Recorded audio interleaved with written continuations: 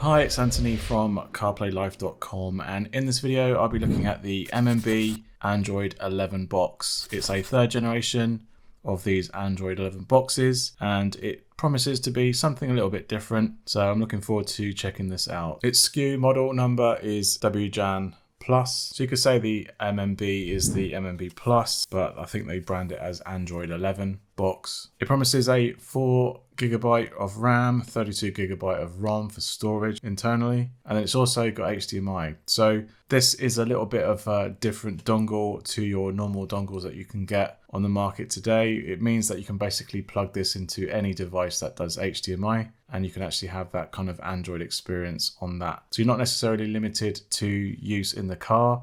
You can take this to a television and actually have apps like Netflix and things like that run on the display as well. Plus, if you've got things like Caravan or Motorhome that has HDMI, you can plug this dongle in, watch Android apps to operate on the display and use things like Netflix on that display as well, which is great if you haven't got a internet ready smart box or anything like that to get media onto your display that way. So let's get this opened up and see what's inside.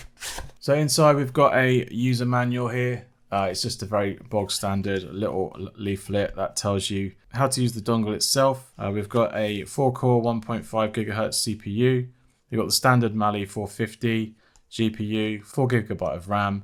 So technically this is quite a lower powered dongle compared to things like the CarLink kit. Inside the box we have the dongle itself. It is rather large. There's not much else here. You've got the dongle itself here. And inside here we've got the special additional parts for the GPS module and some USB-C cables.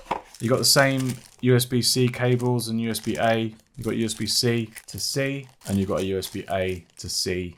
The C part goes into the dongle itself and the A goes into the CarPlay port. And the dongle, lots of air circulation holes to keep everything cool, so hopefully it doesn't overheat. And on the bottom, we've got the HDMI, and then you've got a USB-A port for the media and possibly updating the dongle. And on the front side, we've got the USB-C port that goes to the CarPlay display. And on here we've got a couple of logos here. We've got like a play icon, HDMI, navigation, and there's a watch there for some reason. Not quite sure what new play is. We've got some indicators here. I'm assuming there are going to be some LEDs that light up here.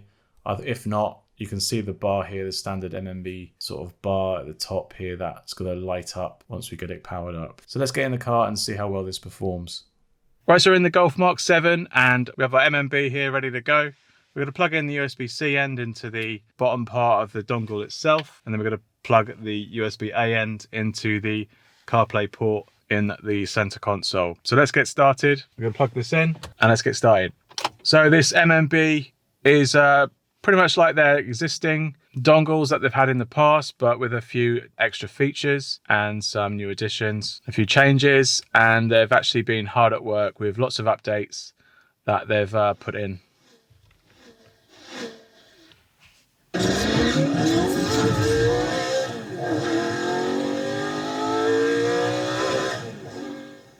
So this is the startup sequence that you're going to get. You can turn this off in the main menu.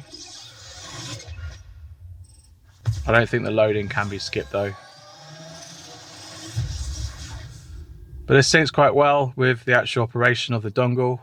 And now we're into the dongle. So bit of a warning there about video and things like that, not to use it whilst you're moving. So that's an area that we need to be aware of. And then we're into this home screen, which looks very similar to CarPlay. They've taken a lot of touches and a lot of visual cues from CarPlay itself. This is your side dock here. We've got 3 of the last used apps. We have a time, and later on we'll get a Wi-Fi indication here. We've got quick access to Google Maps, quick access to wireless CarPlay. Any onboard media that's playing will play in this window here and allow you easy access to local video or audio playback that you're playing in the background. You can control it there. And we've got 3 of the most common apps that they've selected. Got Bluetooth, Netflix, and YouTube. And then you've got the last option here that will allow you to select and go through to more applications. From bottom left here, we've got a home screen sort of button that takes you to the app page. You can tap it and you go back to the main home screen. Again, you can swipe, that will take you to the icons as well. And you've got a navigation dots here that can tell you whereabouts you are. So we're one page back for the home screen, and we're on the second screen here, which is the first page of individual apps. And we've got some default apps here. In later pages, I've installed a few of my own. But first of all, we've got media. That allows us to access the local storage. You can actually plug this into a computer. It acts like a USB drive on the PC. And from there, you can actually load on movies into specific folders, such as music and movies. And then from there, you can actually then play them back locally. So from here, I've got music, for example, that will then play, and that will use its player to play the music that I've got locally stored. The same goes for anything that you plug in through USB media. So if you plug in a USB-A end into the drive, and that will allow you to play movies or music off the drive as well using the media app. And that whilst that's playing, if I go home, you can see it's playing here locally, and you've got a quick button here to get straight back to the player, and you can go from there. So from there you can control it, start and stop it, and then that's pretty much it in a nutshell for just general local music and media playback. CarPlay we'll touch in a minute. You've got cleanup, which will actually cancel all the apps that are currently running on the Android system. So you can actually, things get a little bit sluggish. You can actually run that and it will actually get all those files cleared off from memory. BT Music, if you've got a Bluetooth enabled device, such as an Android or iPhone, you can directly connect to the device itself, and it's detected my phone. And from here, you can then play music via Bluetooth, search your contacts, call someone using the built-in calling, and then you're basically going to operate over Bluetooth and not over CarPlay. This would only function if you've got CarPlay off and you've got your phone connected to Bluetooth only. Otherwise, calls will come through CarPlay itself or Android Auto. Phone is as we've just been before. Again, you can switch devices if you have multiple iPhone or Android devices that I've already paired with this dongle already. So you've got that opportunity there. Mirroring, you can choose whether you want to mirror from Android or iOS. So now you've got the phone mirroring on your device. It's now doing everything that you can with this dongle. But basically you can then play anything such as YouTube. You can't do Netflix or any copyrighted material. Hi, it's Anthony from CarPlayLife.com, and today we're in a different environment. We're in a new vehicle. We got a so the voice isn't in sync here, unfortunately. It's not using the player that they used to have, unfortunately. So that's the mirroring side of it. Casting in certain applications such as YouTube, Facebook and Hulu, for example, they've noted here, you can actually use the cast button and that will transfer to the screen. It doesn't work for Netflix. It doesn't work for Amazon Prime. They're the two that I've used so far, but it does work for YouTube and probably any other non-copyrighted content apps.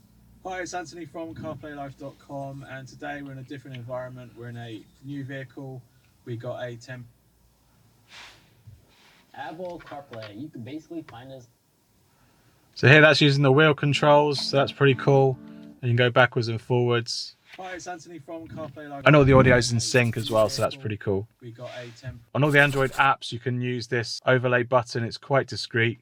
It's dark as well, so it keeps it discreet and out of way. But you still need to move it around if it's in the way from certain buttons on certain apps on Android. Tapping it, you can go back. You can then also go to split screen. And then on this one, you can trigger the Google Assistant as well. But I'm not connected to the internet yet, so that won't function. So, and also go back home, and that'll take you back home.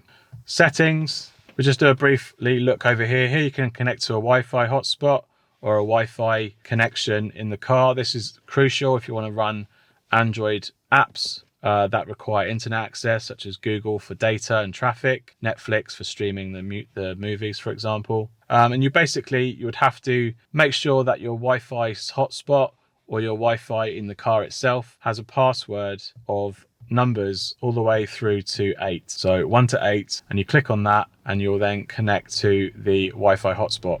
We should. Right, so it's worked this time. We're now connected to Wi-Fi. Bluetooth, as I've shown you before, this is where your Bluetooth devices will actually appear. Themes, you can then change the themes. This is the one that shows you what you're currently using. Can't add any more at the moment, but you've got night and dark themes if you wanted to. You can see it changes the text to black. We're currently running this one at the moment.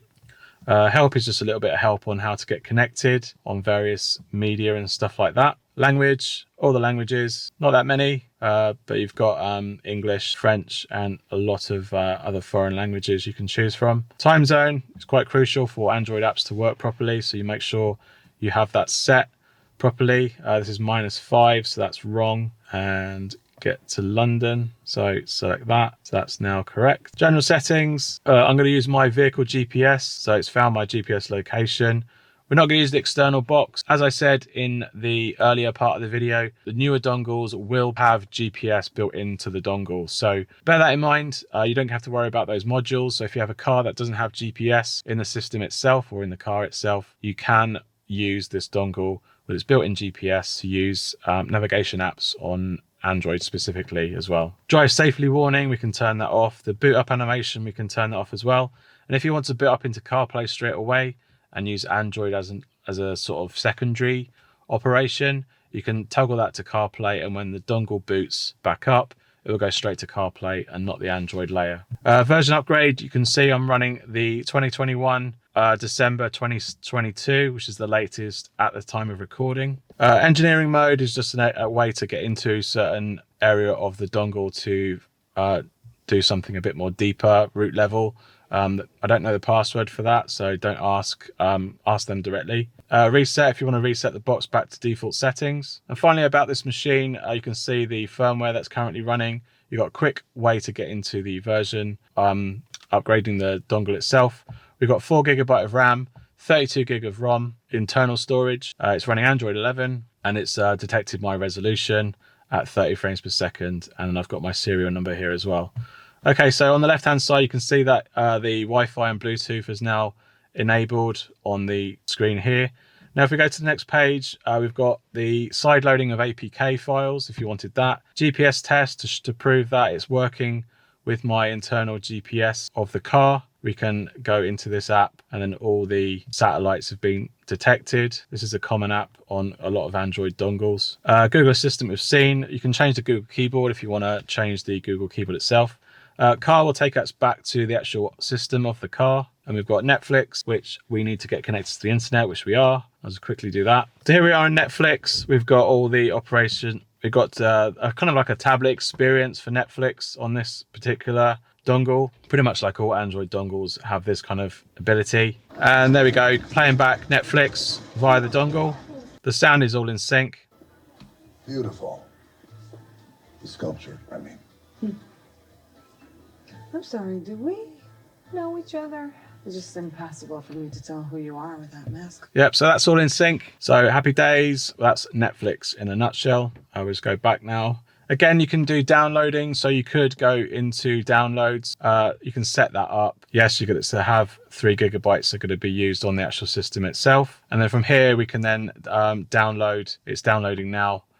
Files straight to the dongle storage, and then you can use it offline without having to worry about hotspots. VLC is just going to be the player that allows you to play back a lot of media formats, both music and movies, and yeah, that will then detect on local storage. It will also use USB and things like that, so you can actually play back using that player instead of the built-in player on the dongle itself. Google Play. So in Google Play, we've got basically the tablet experience of Google Play Store. You could just literally down any app you would like here. If it's available, it will download. It will tell you if it can't. So you can literally download anything here like Android Auto. If it's not available, you could then go to a APK Mirror website and then use the sideloading app to sideload the APK onto the device instead. So for things like Disney Plus and any other particular apps that you might not be able to get through the Play Store, you can just use the sideloading of the APK app. Right, so that is the Google Play Store. You can get games as well. You've got Angry Birds. So on some games, the performance of the dongle itself will show its limitations. You can see here that it is taking a while for Angry Birds to even boot up. So it's not the most powerful thing in the world, so you probably won't use it for games, but for things like streaming media and music playback and just general CarPlay, for example, that's no problem, and it operates just fine without any performance issues. Spotify. As long as it connects to your Google account, it will do the syncing and then log into your account without having to re-enter your password. So here you can see the menu buttons is in the way there, so you have to probably locate it elsewhere in this particular app. But it's basically as fast as your internet connection is on your phone, basically, or your general Wi-Fi connection. So that's now playing out. Chrome browser, you can basically use browsing app and you can browse the websites. Let's just check out Google Maps. It's going to use my internal GPS in the car, and then it's going to use like data on the internet as well for traffic and collecting all the map tiles. But what you can do, you can then go in and select offline maps, and that will allow you to use your GPS in the car and use the offline maps data without having to use any wireless hotspots to use this particular Android app. But personally, if you've got an Apple device and you use CarPlay, you're not going to get a better experience than using the Google Maps app on the iOS. Don't know why you would need the Google Maps app for Android if you've got an iPhone experience, but each to their own. You might want to have better searchability. You might have things that are tracked or located into it for easy access. Obviously, things like Street View probably won't be on iOS either on the actual CarPlay app. So you've got that advantage here using the Android app. So here you can actually then plot your routes. It uses navigation. So performance is generally probably not favorable. Using the dongle, I'd definitely use on Google on iOS. I find it a little bit clunky if I'm honest. So directions, let's see if we can get some narration here. Okay, you can hear the speakers cancelling out, but it's not firing over. So, and Siri for voice is kicked in there. So I don't know if that's a bug or just generally something I've missed here on this particular app, but that's Google Maps for you. YouTube, again, Google sign in, it will use your account and sync you up to your YouTube account. And then from here, you can then go to any video that you like and play a video. So I'm having a bit of trouble with the audio here. It seems to be using Siri. I'm going to restart the device and get ourselves back in there. All right, I keep getting the intro animation, which is a little bit frustrating. There is a setting to turn off the boot audio, but that hasn't worked either. And that's a specific thing that I've not factored in, but maybe that's a bug and that will get fixed in a future update. Another thing, if you've got a knob-based navigation instead of a touchscreen, I think this should use this without any problem. Alternatively, you can actually use a USB receiver that you would then plug into the USB port on the actual dongle itself. And then you can use a wand like this to do text input and as well as control the screen using the wand, or you can turn this off and use sort of hot zones instead to select the various things that you want to navigate with. So you can use the remote control, or you can actually press this little button here and it turns into like a little wand. You also got some shortcut keys like I've just done here where I've fired up the assistant, but you can see that I'm just using the remote control to control where I want to go on the screen. So there's that as well, and you can tap and hold to simulate you tapping and dragging. So if you haven't got a touchscreen display, you can either go for this, or if you've got a control knob, you can use that, I think, as well, because you can do up and down, left, right on this, and that should mimic the control knob device of your car, like a Mercedes or BMW, for example. Right, next we've got device info. So I like using this device info app because it basically tells me exactly what's actually running on the device itself. And here you can see we're using a Rock chip running Android 11R. We've got 4 cores here running at 1.3 gigahertz. Then we've got device using a Venus chip, Rock chip. System itself is Android 11R with API 30. So that might limit the type of apps that you're able to get from the store. So there's that. CPU itself is unknown, but it's Rock chip RK3328. 4 core running between 400 megahertz to 1.2 gigahertz. And we've got a GPU of the Mali 450, which is quite common in all the Android dongles. Location and satellite information is not really that important. It does use Wi-Fi 5, is supported. Its link speed is 27 megabits per second and 5 gigahertz frequency is there. You can see here, you've got 2 gigabyte of total system storage. Then you've got internal storage after the 32 gig of 24 here instead of the full 32 because the system's going to take up a lot of that as well. And I guess if you've got a USB plugged in, it will tell you the storage of that as well. Ways, obviously you can use that. You can run Android Auto through the actual app itself. Not actually tried that myself, but it's asking to update. So again, this is like you would see, this app isn't currently supported. That's quite common on the MMB apps, but not on some other Android dongle apps. So for this situation, you would then go to a mirror site, get the APK, and then sideload it via the sideloading app to get this app on your device, and any other apps that you can't download from the Google Play Store on this particular dongle.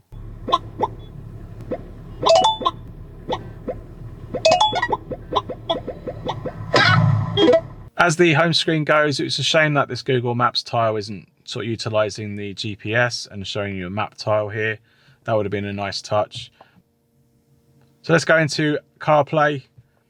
You can see here, it's now found my phone after connecting over Bluetooth, and then it's now fired up CarPlay, nice and quick. And from here, the experience is going to be just the same. Unfortunately, there's no way to change the dock on the actual dongle itself. That would have been a nice setting to be able to switch between the two. But let's go for, this is now running wirelessly over wireless CarPlay. I'm recording on the same device that it's using wireless CarPlay for. Let's just go for the audio test and see how that works.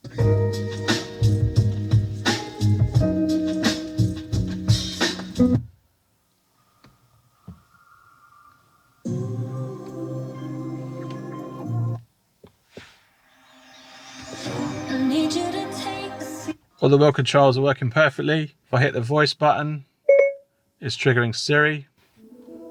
So that's Siri, that works, and that's all very good. Let's just try the test, the call quality. Send an audio message to test. Okay, recording. This is a audio recording message on the MMB 11 Plus, and this is an audio test. Great. Send it to test. Okay, you can see here that the performance in CarPlay is a little bit slow. I've never seen that in a dongle. I'm not quite sure why. I don't know if there's things going on in the background or it's just the Android layer. So I'm going to go back home. You can see Google is firing up there as well. Back to my Alpine system, which is going to take us back to the dongle itself. And then we're going to fire up the cleanup app. Just going to close that. We're then going to start up CarPlay again and see if that behaves any differently. So it's a little bit laggy still. I'm not quite sure why that is. So that's a brief look over the features of the MMB 11 Plus. Pretty good dongle, slightly underpowered if I'm honest. I think it would have been better if it had a bit more beefier internals to generate all and run all these apps very smoothly. I would like to see an update in that. So the one added benefit over all the other dongles is not only Android 11, but also the HDMI port on the dongle itself. This means you can actually plug it into any HDMI device, such as a display at home, TV, monitor, a hotel room display, for example. If you've got an HDMI cable you can use. So that means you don't have to worry about bringing a big heavy laptop or tablet. You can carry this little dongle and an HDMI cable, a USB lead and a power adapter to plug the USB into to even power the unit. And yeah, that keeps everything all nice and compact. So that's a really added benefit of using the HDMI socket. And plus, you could probably output that feed into an HDMI display in the car, for example. But you could, as long as it's powered, you could then run that feed directly to the display in your car, as long as you've got an HDMI cable to plug it into. So there's that added feature as well. But overall, it's a nice update for MMB. It's a nice evolutionary step in their range of dongles that they've released. This latest update, the 22 of December 2021, that update also allows wireless Android Auto. I don't have a device at the moment, but it's something I might come back and show you once I've got my latest Android 11 device. New versions of this dongle, don't forget, will get the GPS internally, and you'll also get Android Auto via the update if it's not already updated to that version. All right, thanks for watching, and I hope you found this video helpful. If it has, leave us a like down below and let me know in the comments if you have any questions about the MMB 11 Plus dongle. You can catch all my Android dongle reviews up in the playlist up here. Hit that subscribe button down below to catch all my future content, and Merry Christmas. Cheers. Bye.